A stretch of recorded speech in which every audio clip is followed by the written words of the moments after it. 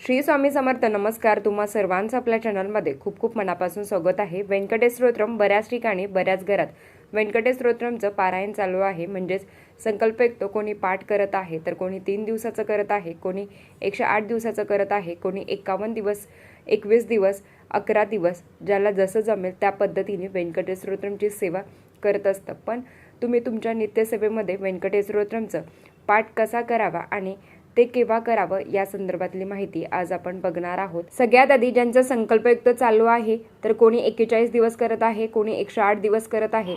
रात्री 12ची सेवा वेगळी आहे बरं का.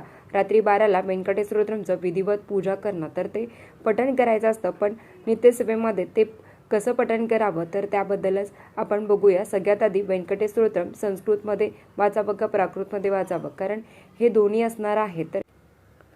तर तुमची इच्छा असेल तर तुम्ही संस्कृतमध्येही पठण करू शकता, जे फक्त 15 ते 16 ओव्यांचा आहे. ज्यांची इच्छा आहे तर त्यांनी प्राकृतमध्येही पठण करू शकता, जे 108 ओव्यांचा आहे. आता कोणी कसं पठण करावं, कारण दररोज जर तुम्ही प्राकृतमध्ये पठण केलं तर उत्तम आहे. पण ताई अगेन एवढा वेळ नाही आहे, तर तुम्ही संस्कृतमध्येही पठण करू शकता. बघा, आता नित्यसेवेमध्ये पठण करण्यासाठी दररोज एकदाच पठण करायचं असतं. किंवा आता समजा माझी इच्छा आहे, कारण मला भगवान विष्णू हे जगाचे चालक, पालक, मालक आहेत, तर ते सगळ्यांचं कल्याण करतात. आणि अर्थात महाराज काय, भगवान विष्णू काय, एकच रूप आहे, तर ते सगळ्यांचं पालन करतात. ते तुमचं माझं का नाही करणार. आणि आपल्या आयुष्यात जर आर्थिक अडचणी नसेल, जरी देवाच्या कृपेने सगळं चांगलं असेल, तरीसुद्धा तुम्ही तुमच्या नित्यसेवेमध्ये व्यंकटेश स्तोत्रमचं पठण करायला सुरुवात करा.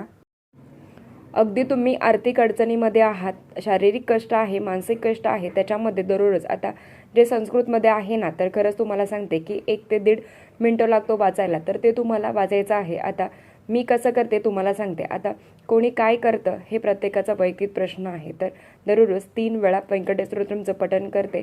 आता जेव्हा आपण 3 वेळा पठण करतो ना, जे लोक 1 वेळा करतात ना, तर तुम्ही जेव्हाही तुमची नित्यसेवा करता, तर तुम्ही सकाळी पठण करा, संध्याकाळी केलं तर अतिउत्तम. कारण माता लक्ष्मीचा घरात येण्याचा तो वेळ असतो, तिन्हीसांची वेळ असते. आता माता लक्ष्मीला काय प्रिय आहे, तर तिला भगवान विष्णूंची सेवा प्रिय आहे. ज्या घरात भगवान विष्णूंची सेवा केली जाते तिथे कधीच कशाची कमी पडत नाही. तर तुमची इच्छा असेल तर तुम्ही सकाळी पठण करू शकता.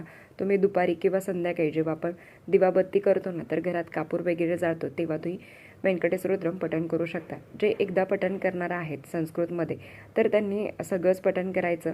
आता मी संस्कृतमध्ये पठण करते, तर 3दा पठण करते. मग व्यंकटेश वासुदेवा प्रत्युम्ना विक्रम संकर्षण रुद्धश शेषादि प्रतिरेवच जनार्दनं पद्मनाभो व्यंकटाचलवासना सृष्टिकर्ता जगन्नाथो माधव भक्तवत्सला ते सर्वदेवैक शरणं सर्वदेवैक देवतं समत्सदेव कवचम सर्वदेव शिखामणी. इथपर्यंत व्यंकटेश स्तोत्रम आहे. त्याच्यानंतर जे काही आहे फलश्रुती आहे, सर्वदेवक शरणं सर्वदेव देवतं समत्सर देव कवच सर्वदेव शिखामणी. हे मी 2दा म्हणते, 1 ते 8 ओळीपर्यंत. आणि जेव्हा तिसऱ्यांदा म्हणते सर्वदेव शिखामणी, इथपर्यंत हे 2दा म्हणायचं आहे आणि तिसऱ्यांदा सगळं म्हणायचं आहे. म्हणजेच काय की फलश्रुती शेवटच्या वेळेस घ्यायची आहे. समजलं असेल. हे तुम्हाला का सांगितलं, बऱ्याच वेळी लोकांना समजत नाही म्हणून सांगितलं. तर तुम्हाला काय करायचं आहे, दररोज आता मी 3दा म्हणते, तर तुम्ही 5 वेळा म्हणा, 7 वेळा म्हणा, विषम संख्येमध्ये. आणि अगदी नाही तर एकदा म्हणा. तर तुम्ही सुरुवात करा व्यंकटेश स्तोत्रमला पठण करायला. तुम्ही सुरुवात करा. रात्री 12ची सेवाही होत नाही, मग खूप अडचणी असतात. अर्थात लहान बाळ आहेत, तर बऱ्याच गोष्टी असतात की ज्याच्यामुळे आपली रात्रीची सेवा होत नाही. मग अशा वेळेस तुम्ही दिवसाही करू शकता. तर रात्रीच्या संकल्पयुक्त सेवेचा अनुभव आहेच. अडचणी पूर्ण होतातच, घाबरायची सेवा नाही. तर ती अगदी मनापासून करा, आवडीने करतो ना, ऐकणं. म्हणजेच खूप अडचणी आहेत आणि लोकांची की ताई करायचं आहे, पण काही कारणांमुळे आम्ही करू शकत नाही. तुमची जर इच्छा आहे तर रात्री 12ची सेवा करायची. अगदी तुम्ही काही कारणं आहेत की नाहीच करू शकत, तर घरात ही सेवा करायला बंधन आहेत. तर तुम्ही संध्याकाळी व्यंकटेश स्तोत्रम 11 वेळा पठण करू शकता, 3 वेळा पठण करू शकता, 1 वेळा पठण करू शकता. तुमची इच्छा आहे की तेवढं तुम्ही पठण करू शकतात. खूप सुंदर अशी सेवा आहे. नक्कीच या काही सेवा तुम्ही दररोज सेवेला सुरुवात करा. श्रीसूक्तम बरोबर आधी व्यंकटेश स्तोत्रम म्हणा, नंतर तुम्ही श्रीसूक्तम म्हणा आणि बघा त्याचा काय अनुभव येतो. महिनाभराने कालांतराने आर्थिक अडचणी हळूहळू कमी होण्यास मदत होते. जेव्हा तुम्ही या सेवा करताना, तर तेव्हा हळूहळू आपलं शरीर शुद्धीकरण होतं, आपलं मन शुद्धीकरण होतं. जेव्हा या गोष्टी घडतात तर तेव्हा आपली विचारशक्ती चांगली होती आणि विचार चांगले झाल्यामुळे सगळ्याच गोष्टी आपोआप चांगल्याच घडत असतात आणि चांगले मार्ग आपल्याला मिळत असतात, चांगल्या गोष्टी आपल्या आयुष्यात घडत असतात. व्यंकटेश स्तोत्रम इतकं प्रभावी आहे. तुम्ही फक्त दररोज कधी पण जसं तुम्हाला जमेल तर दिवाबत्ती लावा तेव्हा टायमाला, किंवा मग सकाळ संध्याकाळ जसं जमेल तसं, अगदी रात्री पण तुम्ही पठण करू शकता 6, 7, 8 वाजेपर्यंत. तेव्हा तुम्ही नीतिनियमाने हे करा. आणि काही नाही आहे ते 12 ते 12:30 मध्ये पण तुम्ही पठण करू शकता, काहीच अडचणी नाहीत. नीतिनियमाने तुम्ही हे पठण करा. 3 वेळा केलं पाहिजे असंही नाही आहे, एकदा करा. नवीन आहात संस्कृतमध्ये करा, आलं मनात तर प्राकृतमध्ये पण वाचा. एकदा आता प्राकृतमध्ये 108 ओव्यांचं आहे बरं का.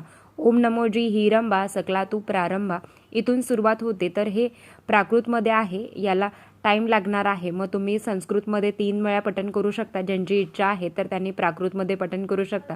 तुम्ही श्रवणही करू शकता. रोज तुम्ही प्राकृतमध्ये श्रवण करा, संस्कृतमध्ये पठण करा, जसं तुम्हाला जमेल. पण याचा अनुभव खूप सुंदर आहेत. अडचणी खरंच कमी होत. परमेश्वराची साथ लाभतेच. प्रामाणिकपणे जो कष्ट करत असतो ना त्याच्यावर परमेश्वराची कृपा असतेच, पण त्या प्रयत्नाबरोबर नशिबाची साथ असणं तेवढंच महत्त्वाचं आहे. तुम्ही सुद्धा तुमच्या नित्यसेवेमध्ये व्यंकटेश स्तोत्रमचं पठण करायला सुरुवात करा आणि बघा काय अनुभव येतो. आर्थिक अडचणी तर नक्कीच तुमच्या कमी होतात, तर यात काही शंका नाही. तर कोण कोण व्यंकटेश स्तोत्रमचं दररोज पठण करताना तर मला नक्कीच कमेंट करून सांगा, आणि नसेल करत तर नक्कीच तुम्ही आता नव्याने सुरुवात करा. तर चला आजच्यासाठी इतकंच. आजचा व्हिडिओ इथेच थांबवते. आवडला असेल तर लाईक, शेअर, सबस्क्राईब.